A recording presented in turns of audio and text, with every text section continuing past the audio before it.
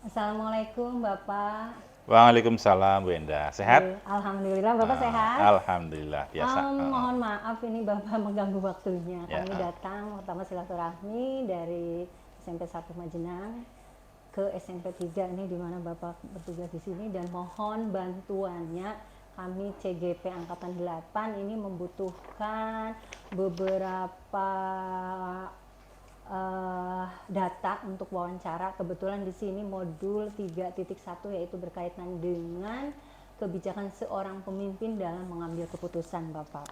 Iya. Nah, ini bincang-bincang kita kali ini ada beberapa hal pertanyaan wawancara nih, Bapak nih. Jadi kayak ada hal yang ingin diambil informasi dari Bapak yang selama ini bertugas memimpin di beberapa sekolah, kemudian sampailah saya di SMP 3 Majenang ini Bapak. Untuk pertama nih Bapak, selama dalam kepemimpinan nih otomatis kan ada beberapa hal, kasus-kasus atau permasalahan ya. Kemudian apakah dalam kasus tersebut mana yang merupakan hal yang disebut tadi dilema etika atau bujukan moral, di mana dilema etika itu benar versus benar, kemudian bujukan moral benar versus salah, begitu Bapak. Terima kasih Bu Endang. Selamat datang di SMP 3 Majenang ya. Ini tempat kerja saya sehari-hari. Alhamdulillah selama ini lancar dalam tugas dan bisa bersama-sama dengan teman-teman guru untuk bisa mengelola SMP Negeri 3 Majenang ini. Terima kasih. Kemudian selamat pada Bu Endang yang sudah ke fase-fase tertentu pada kegiatan CGP ya. Dan Bapak harapkan tetap semangat di dalam melaksanakan fase-fase itu dan harapannya bisa bermanfaat untuk dunia pendidikan. Amin. Terkait dengan pertanyaan yang pertama tadi dalam proses melaksanakan tugas pengambilan keputusan, ya memang secara pribadi saya sudah bertugas di 6 sekolah sejak saya diangkat jadi kepala sekolah. Ya memang itulah tugas kepala sekolah, menyelesaikan permasalahan-permasalahan yang terkait dengan dilema etika, terkait dengan pengambilan keputusan. Di dalam saya mengambil keputusan itu, yang pertama saya kaji dulu permasalahannya seperti apa. Dikaji, kemudian setelah tahu masalah itu akar permasalahannya apa, saya akan membuat beberapa alternatif solusi pemecahan. Ya. Satu, tetap berpedoman pada regulasi yang ada. Ya.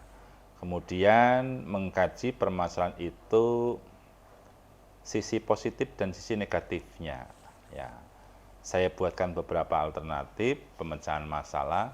Kemudian kita juga berkomunikasi di dalam menentukan solusi permasalahan itu kepada mitra atau tim kerja di sekolah. Kemudian saya akan mengambil keputusan yang terbaik yang katakanlah bisa diterima untuk semua pihak untuk kepentingan sekolah secara organisasi. Kalaupun itu permasalahan secara personal juga harus meminimalisir resiko. Artinya resiko barangkali dalam sisi bimbingan, dalam sisi masukan kepada yang bersangkutan selaku pegawai, saya tetap memberikan pembinaan, ya, pembinaan step by step, dan saya akan terus pantau permasalahan itu di dalam proses penyelesaiannya. Memang kadangkala terjadi istilahnya yang bersangkutan belum bisa menerima, yang bersangkutan masih masih berkutat kepada permasalahan tanpa ada upaya untuk menyelesaikan. Tetapi dengan adanya komunikasi yang baik dengan yang bersangkutan, katakanlah yang punya masalah, maka secara bertahap yang bersangkutan mau menerima penyelesaian itu. Mungkin begitu Bu Endang. Jadi pengalaman-pengalaman itu yang kadangkala terjadi dan setiap sekolah berbeda-beda. Ya, gitu. Berarti ada solusi pendampingan di dalam mencari alternatif penyelesaian gitu ya Bapak. Baiklah Bapak, untuk pertanyaan selanjutnya, Dalam menyelesaikan atau pengambilan keputusan, terutama untuk kasus-kasus di mana ada dua kepentingan.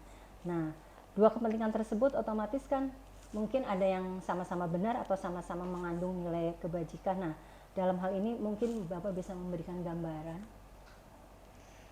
Dalam tugas seorang pemimpin kepala sekolah sering menjumpai hal itu. Kalau saya mengatakan itu adalah sebuah kekuatan untuk kita bekerja di sekolah. Adanya perbedaan itu adalah kekuatan kita di dalam bekerja. Dengan adanya perbedaan maka kita akan bisa saling mengisi. Ya, jadi perbedaan itu bukan jadi permasalahan utama, tapi perbedaan itu kita manfaatkan untuk memperkuat sebuah organisasi. Tanpa adanya perbedaan, sekolah tidak akan maju. Tetapi dalam kita mengelola perbedaan itu pun kita harus arif dan bijaksana. Ya. Artinya jangan sampai ada dua pendapat, pendapat satu diterima full, pendapat kedua ditolak mentah-mentah, barangkali yang ditolak mentah-mentah itu pun juga tidak akan menerima. Tapi dengan bahasa kita cari penyamaan dulu, ya, di mana titik mana yang bisa dipertemukan. Kemudian kalau sudah dipertemukan, tentunya bagi pendapat yang mungkin secara mayoritas akan diterima, tidak boleh mengesampingkan pendapat yang satu.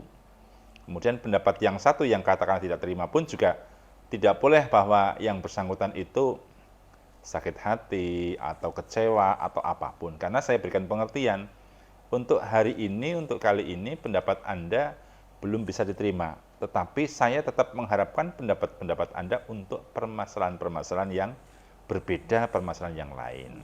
Jadi ada dua pendapat yang sama-sama ingin maju untuk kepentingan sekolah, harus kita kaji dulu, kita tentukan, kemudian bagi pendapat yang tidak diterima, itu tidak kita terima, kita tolak mentah-mentah, tetapi tetap ada beberapa pendapat yang barangkali kalau dilihat prosentasenya lebih kecil yang kita terima. Jadi kalau saya di sini, perbedaan pendapat itu adalah sebuah anugerah. Ya. Oke, clue-nya udah dapat nih Bapak, bagus banget. Jadi sebuah perbedaan menjadikan kekuatan seorang pemimpin ya.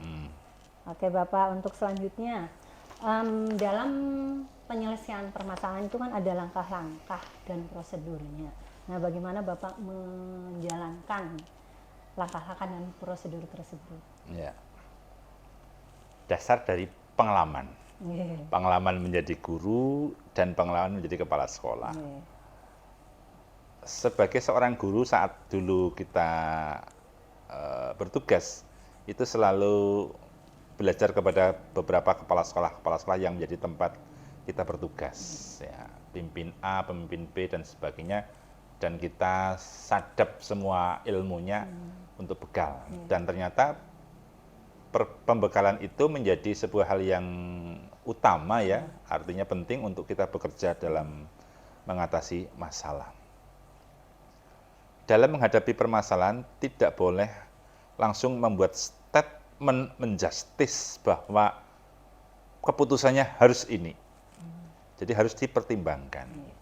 Jadi kita sebagai kepala sekolah ada datang masalah, kita kaji, kita cari beberapa sumber.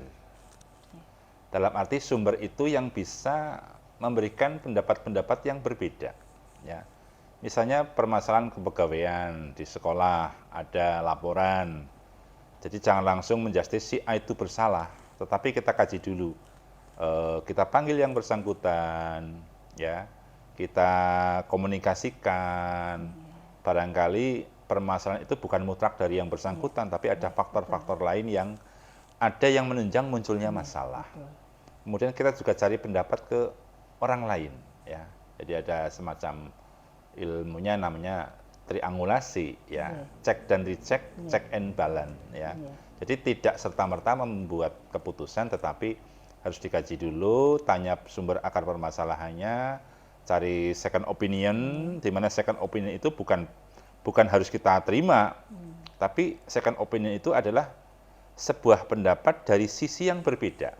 Ya, misalnya ini ada kasus seperti ini, harusnya begini, tapi tidak. kita kaji dulu dari sisi yang berbeda. Jadi Betul. ada istilah semacam logika terbalik, Iya. ya, logika terbalik untuk bisa memberikan penyeimbangan informasi kepada sebuah masalah, step by step. Artinya langkah-langkahnya, terima masalah, kaji dulu, cari pendapat tersebut dari yang punya masalah, kemudian cari pendapat lain, kita kaji keaturannya seperti apa, baru kita putuskan. Dan yang namanya keputusan kepala sekolah pun juga sifatnya pembinaan, ya, pembinaan dalam arti kalau itu memang masih bisa dibina, kita bina terus, ya, kita bina sampai nanti suatu saat titik yang kita tentukan baik, artinya masalah itu terselesaikan. Kita tetap pantau, jadi ada masalah, kita kaji, cari pendapat, aturannya seperti apa, kita putuskan penyelesaiannya, kita pantau sampai beberapa titik tertentu. Nanti setelah titik tertentu kok belum bisa, ya kita komunikasikan lagi. Begitu Bu Endang. Berarti intinya di dalam unsur-unsur tadi, langkah prosedurnya tetap ada teori-teori itu ya Bapak ya. Jadi inspiring banget ya, ada teori tadi, triangulasi, kemudian second opinion, kemudian ada komunikasi dua arah juga ya Bapak. Ini luar biasa banget. Lanjut nih Bapak, untuk berikutnya, selama ini dalam pengambilan keputusan kan ada sesuatu yang dianggap efektif. Kemudian ada kasus-kasus dilema etika juga nih Bapak. Jadi mohon ilmunya nih gimana dalam penyelesaian tersebut. Kasus-kasus yang penyelesaiannya efektif ya? Betul. Ya artinya begini, kalau ada sebuah permasalahan, sebuah kasus itu kan berjenjang ya. Ada permasalahan pribadi seorang guru, ada guru dengan siswa, ada siswa dengan siswa, ada guru dengan kepala sekolah. Ya, itu dinamis ya. Dalam penyelesaian permasalahan secara efektif itu permasalahan itu arahnya kemana? Ya, misalnya contohlah katakanlah permasalahan orang tua siswa dengan sekolah, ya. Maka kita komunikasikan. Kita komunikasikan dua arah. Artinya dua arah. Kita bisa datang home visit ke rumah atau kita panggil orang tua ke sekolah untuk mencari penyelesaian yang terbaik. Yang menjadi kepala sekolah itu memang kepala memikirkan semua permasalahan yang ada di sekolah. Jadi nanti kalau Ibu Endang sudah sampai tataran sana, sekarang sudah mulai belajar berkomunikasi dengan teman-teman yang sudah menjadi kepala sekolah dulu, tetapi suatu saat nanti permasalahan yang Ibu Endang hadapi serupa tapi tak sama. Ya, artinya serupa itu permasalahan di sekolah, tidak sama karena Bu Endang nanti menghadapi beberapa permasalahan di sekolah yang Ibu pimpin, katakanlah seperti itu. Harus efektif sesuaikan dengan penyelesaian permasalahan, ya. Artinya tujuannya kemana? Jadi tidak usah bertele-tele, ya. Libatkan teman-teman yang memang berkompeten. Misalnya penyelesaian pembelajaran, ya panggil kurikulum, ya, untuk mencari pola pembelajaran yang terbaik seperti apa, ya. Permasalahan kesiswaan, ada guru BK, wali kelas dan siswaan. Jadi efektif itu manakala yang menangani itu pas, the right man on the right place, katakanlah begitu kalau dalam bahasa Inggris, ya. Seorang yang bermasalah kesiswaan misalnya, kenakalan remaja dan sebagainya, mungkin tidak boleh ditangani oleh tata usaha, ya. Tidak boleh ditangani oleh orang-orang yang memang tidak tahu karakter anak itu. Efektif mungkin ditangani oleh wali kelasnya, guru BK yang mengajar atau bertanggung jawab pada kelas itu.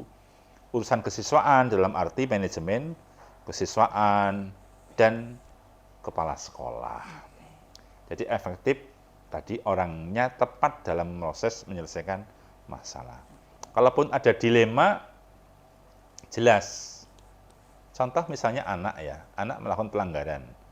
Kalau dihitung, katakanlah ada sekolah yang menggunakan poin, kredit poin, anak itu sudah masuk ke limit akhir, ya, dengan keputusan katakanlah dikembalikan ke orang tua. Tetapi kalau kita komunikasikan kepada orang tua, panggil ke sini, kita berikan wawasan dan yang lain-lain, dan orang tua masih sanggup untuk bersama-sama dengan sekolah membimbing, poin itu adalah sebagai upaya untuk bisa ngerem, ya, supaya tidak banyak, ya, direm dengan kasih poin. Nanti kalau poinnya sudah agak naik, kita komunikasi ke orang tua. Ayo bersama-sama membimbing anak ini supaya baik menuju ke titik yang diharapkan bersama-sama. Begitu, Bu Endang. Berarti tetap tadi ada kolaborasi ya Bapak, Ya. jadi melibatkan beberapa pihak. Ya. Oke. Baiklah Bapak, untuk selanjutnya nih, tantangan itu pasti ada ya Bapak. Nah, itu kira-kira apa nih pengambilan keputusan, tantangan yang dihadapi ketika di berbagai sekolah gitu Bapak? Ya. Seorang leader harus berani menanggung resiko. Itu pasti. Ya. Harus berani bertanding dan bisa menang, bisa kalah. Itu adalah tantangan sebuah leader, kepala sekolah dalam hal ini. Tetapi kita tidak boleh melangkah itu seenaknya. Ya, artinya walaupun kita berani dengan siapapun, tapi harus menggunakan aturan. Kita dasarnya adalah aturan. Ya. Jadi kalau ada permasalahan-permasalahan seperti itu, yang namanya tantangan resiko pasti ada. Dan di dalam menentukan sebuah keputusan, itu kita juga harus berhitung, kalaupun ada matematik, untung, rugi. Ya, tapi dalam sebuah keputusan tidak bermasalah, tidak menggunakan masalah matematik, ya. Tetapi kita berkomunikasi. Ya. Ada katakanlah manfaat dan mudorot, ya. Ada bagaimana untuk kepentingan organisasi secara umum, ada kepentingan anak secara pribadi, ataupun orang tua. Dan harus siap menanggung resiko. Tetap kita dasarnya adalah aturan dan sudah kita komunikasikan. Misalnya anak melakukan pelanggaran, kita harus bisa mempertimbangkan apakah kita masih mampu membina anak itu.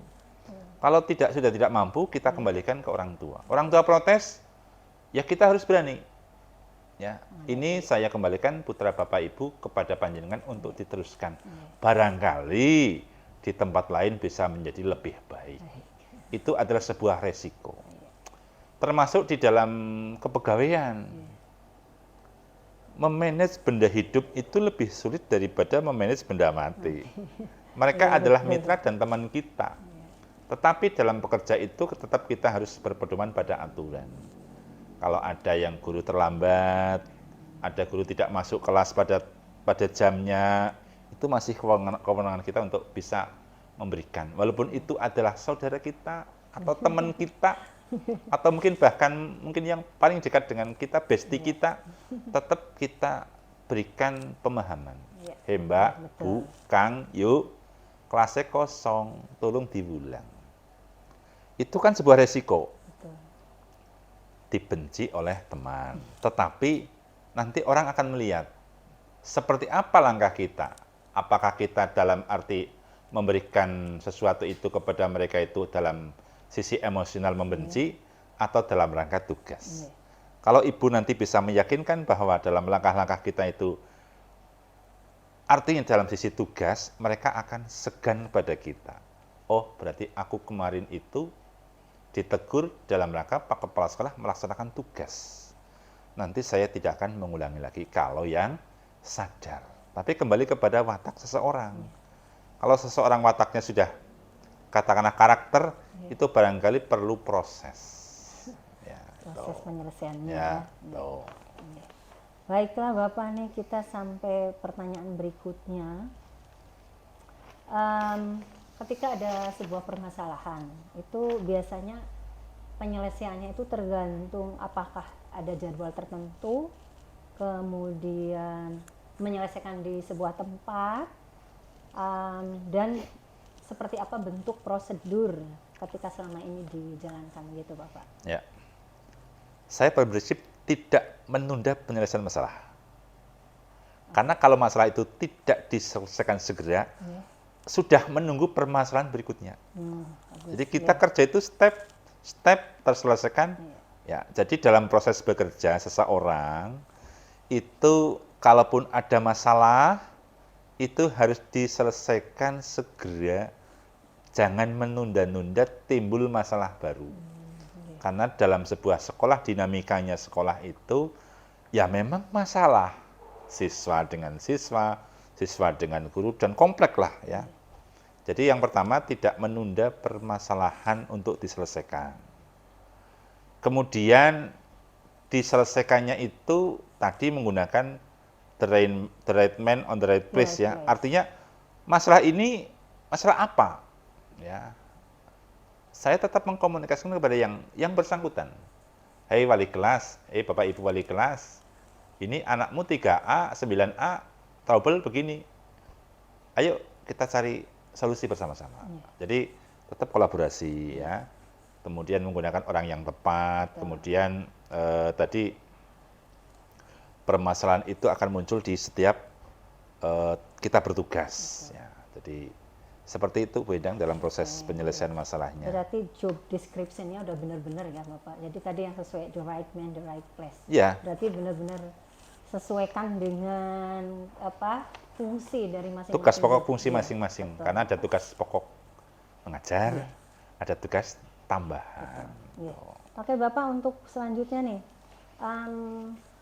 ketika seseorang itu menyelesaikan permasalahan ya, ada kan faktor-faktor itu ya, yang sekiranya membuat mudah atau yang mungkin faktor-faktor yang membantu kita dalam penyelesaian tersebut.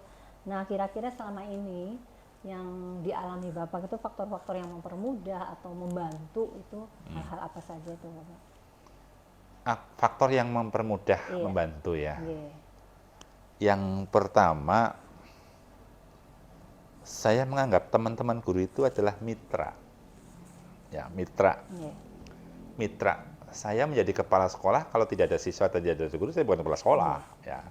Artinya mitra itu punya prinsip, ayo kita bekerja bersama-sama sesuai dengan tugas pokok fungsi masing-masing. Itu artinya memposisikan masing-masing itu bentuk penghargaan.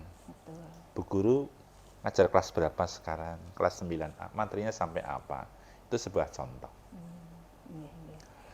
Kembali ke permasalahan tadi ya. Permasalahan yang membantu. Yang pertama jelas saya mencoba mengedepankan komunikasi. Ya, komunikasi. Ternyata secara pengalaman saya dalam bekerja menjadi kepala sekolah, komunikasi itu penting. Karena sebagai seorang individu yang notabene punya sekian permasalahan di belakangnya itu, kalau sudah ada komunikasi ternyata ribet, pemecahan masalahnya pun muncul. Ya, artinya masalah ini kalau kita komunikasikan ternyata muncul solusi-solusi yang harus kita pilih. Ya, komunikasi, pendekatan, ya itu juga membantu saya dalam menyelesaikan masalah. Dan mereka yang punya masalah pun juga tidak saya justice, you bermasalah, you harus saya hukum, tidak. Ayo kita cari masalahmu itu seperti apa, solusinya seperti apa. Ya, kan kita ada punya kekuatannya seperti apa, kelemahannya seperti apa, peluangnya seperti apa, hambatannya seperti apa. Analisis SWOT juga muncul ya di situ. Kemudian yang kedua tadi komunikasi, yang kedua pengalaman. Ternyata pengalaman itu membantu juga.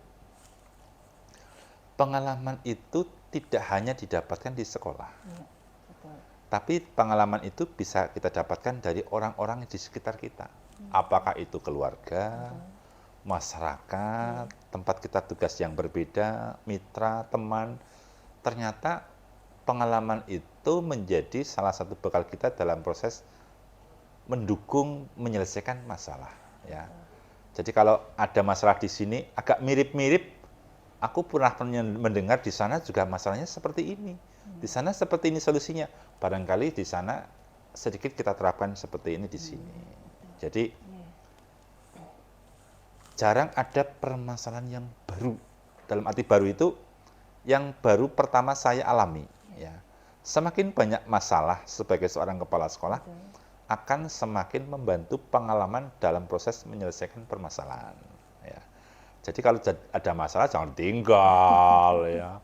Ada tamu nggak perlu ini, temui saja. Apa maksudnya? Pasti mereka butuh komunikasi. Tuh.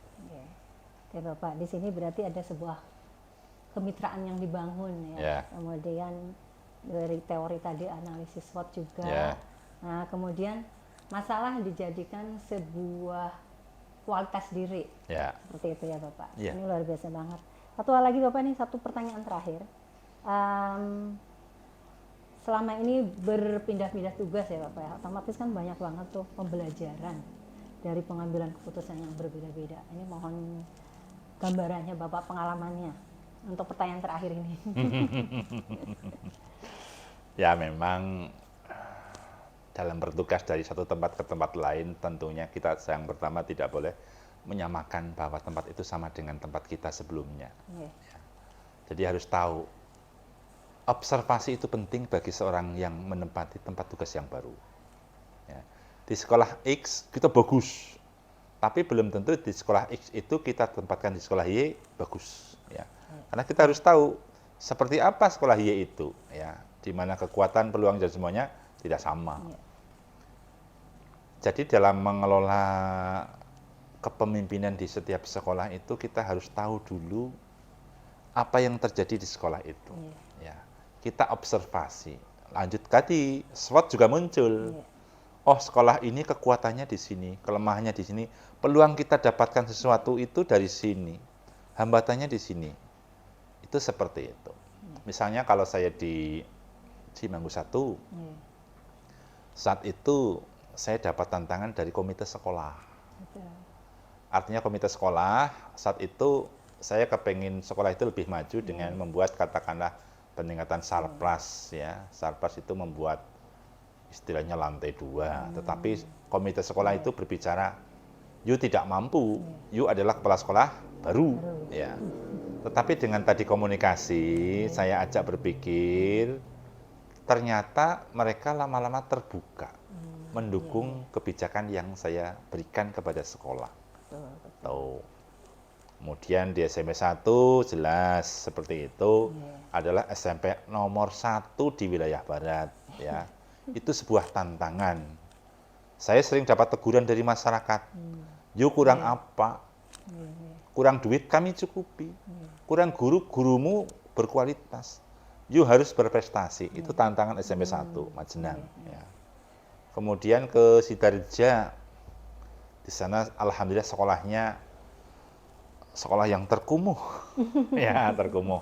Tapi bisa masuk ke celah-celah yang bisa saya masuk, ya. Ya. Ajak masyarakat, ajak teman-teman, akhirnya bisa muncul lebih baik. Kemudian di Cipari juga apa yang jadi kekuatan, kelemahan kita kaji. Jadi itu dalam sisi kemajuan sekolah. Kemudian tantangan itu akan selalu ada di masing-masing sekolah. Saya pernah di SMP 1 Cipari itu menangani kasus kepegawaian. Ya. Artinya ada seorang staf teman guru yang melakukan beberapa pelanggaran-pelanggaran walaupun sudah diingatkan lisan, sudah diberikan katakanlah sanksi, dan pada akhirnya kita rekomendasikan kepada pimpinan di dinas untuk diberikan langkah-langkah berikutnya. Walaupun itu teman, tetapi karena satu orang teman itu kalau tidak tertangani akan menimbulkan kerugian bagi sistem, maka dengan ya katakanlah kita berpedoman pada aturan Ibu ya. Betul. Ya, aturan ya kita rekomendasikan untuk mutasi. Barangkali lebih baik di tempat tersebut. Terbaru. Ya, jadi di masing-masing sekolah itu tantangannya beda-beda. Jadi nanti kalau Ibu katakanlah ke depan jadi kepala sekolah, hadapi yang ada di sini. Di sini baik, belum tentu baik untuk sekolah lain. Di sini jelek, barangkali jelek kita perbaiki, nanti di sekolah lain kita menemukan kejelekan-kejelekan yang lain yang harus kita tutup dengan kinerja kita di sekolah tersebut. Ya, tetap semangat Bu Endang untuk CGP ini. Terima kasih Bapak. Baiklah nih, pertanyaan semua udah selesai Bapak, dan setelah semua terangkum dari keseluruhan itu sudah memenuhi semua Bapak nih. Ada 4 paradigma juga. Kemudian ada 3 prinsip yang tadi saya disampaikan di awal. Kemudian langkah-langkah pengambilan dan pengujian masalahnya juga udah masuk 9 langkah pengujian nih Bapak, luar biasa banget nih. Inspiring banget ini Bapak, Makasih. penuh visioner. Jadi apa ya, menginspirasi kami-kami yang masih sangat masih jauh sekali nih Bapak. Kemudian terakhir Bapak mohon refleksi nih dari bincang kita kali ini. Terima kasih. Ya. Kegiatan ini bagus, ya artinya secara pribadi saya mendukung kegiatan CGP ini, dalam arti secara pribadi saya kan jadi lebih flashback. Ya. Flashback itu artinya Bu Endang tadi mengatakan beberapa pertanyaan, ya artinya saya jadi ingat pernah ini dan bagaimana. Dan ilmu ini mungkin bisa saya berikan ke Bu Endang secara teoritis, secara praktis, bertukar pengalaman ya. Ya, bagus untuk kegiatan CGP ini. Artinya Bu Endang harus banyak berkomunikasi, barangkali walaupun ini secara teoritis ada dalam modul, Betul. tetapi tidak hanya tergantung kepada modul ini saja untuk Bu Endang ya. Tetapi Betul, Pak. Ibu Endang juga harus berkomunikasi di luar modul ini. Ya. Artinya berkomunikasi dengan Pak Fatoni, dengan Pak Sarno atau dengan tidak hanya sebatas modul. Iya. Ini modul ini untuk panduan bekal. Dan ada beberapa hal ini yang tidak ada dalam modul ya.